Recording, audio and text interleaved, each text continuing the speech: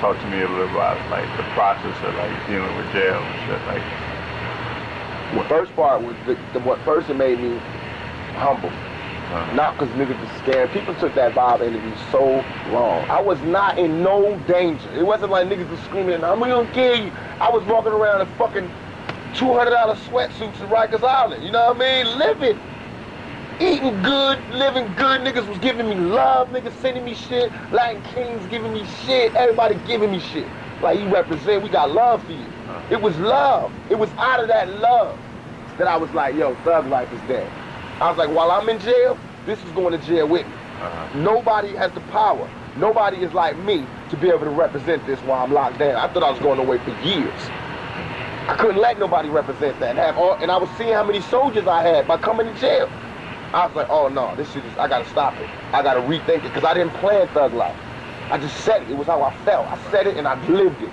Now I gotta take my life, see what I live, what I represent, and I gotta dictate what this is, and then let niggas be a part of this. So that's why I killed it and murdered it and choked it. And all them niggas that was rapping with me, I murdered and choked their career as far as being with me. Because if it was a thug life, it would have been some, you know, shit would have happened different. I wouldn't have got shot like that. So this thug life got destroyed.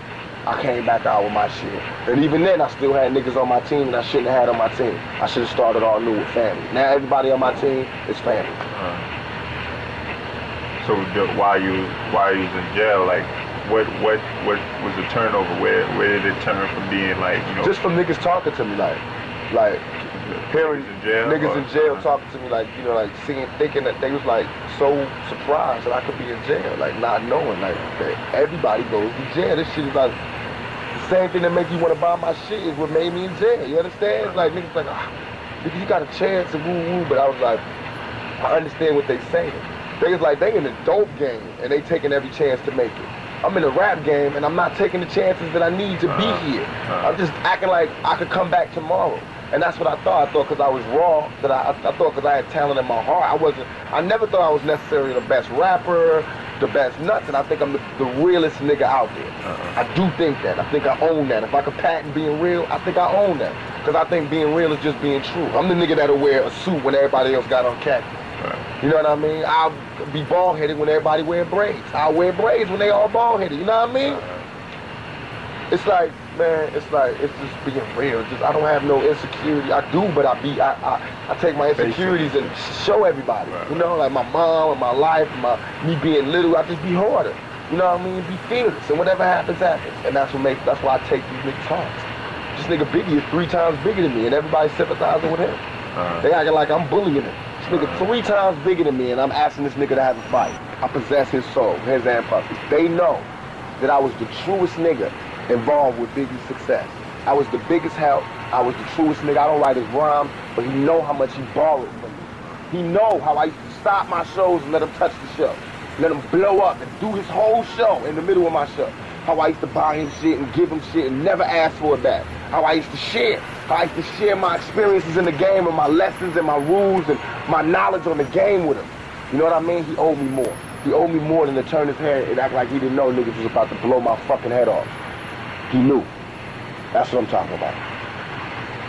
And then, if that's cool, if he disappeared, be a fucking mouse. Be a mouse. If you are a mouse, be a mouse.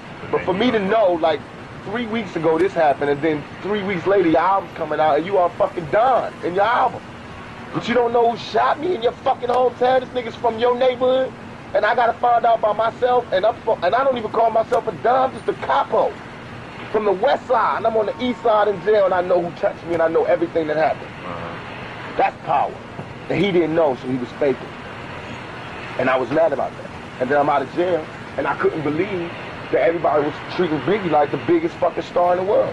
I couldn't believe that people was buying into the player image. And I wanted to bring back that reality.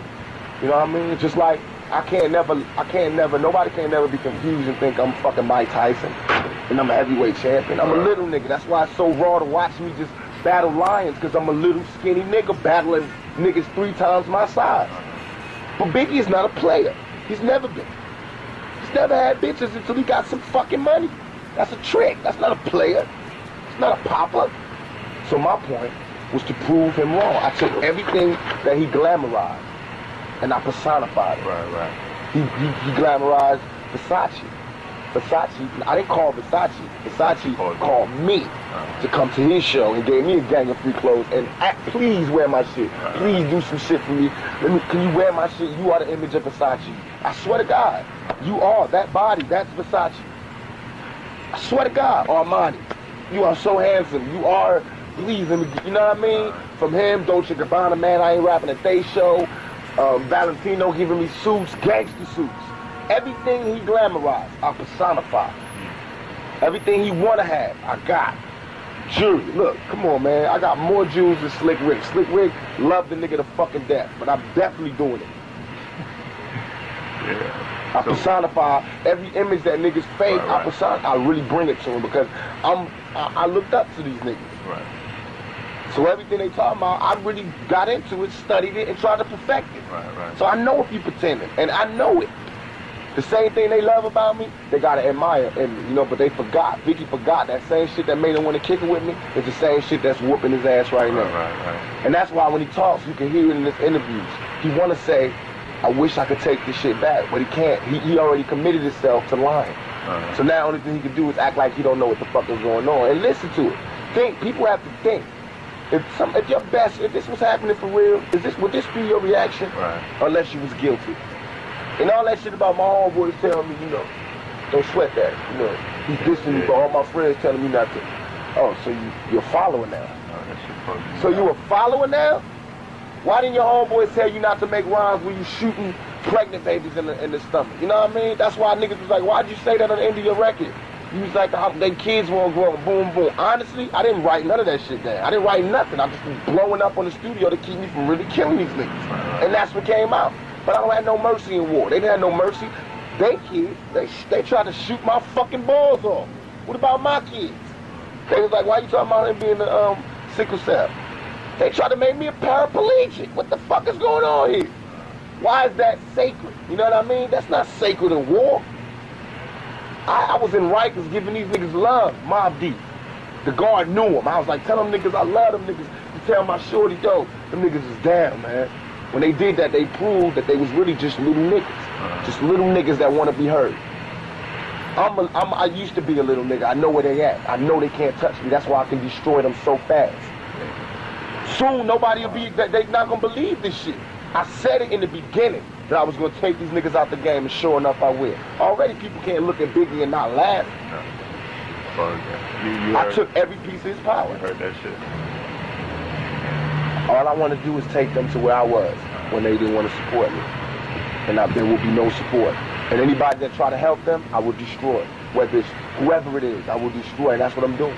Everybody that try to side with him or do a record with him or try to unify with him, I'm going to destroy. I swear to God. Can't nobody touch me right now. Maybe next month all of this will be over. But this month, I'm taking every moving target out. Because this is a very personal thing for me, and I feel like people should have gave me my respect. Y'all know I was not like this before. I did not attack people. I was not on no East Coast, West Coast. I was the major bridge between the East Coast and the West Coast. Niggas came, call me. I'll get you whatever you want. So this is very serious. It's like if America sent an ambassador to Iran and he get murdered, Iran got problems, and Iran should know that. And that's what I feel about New York. They should know that.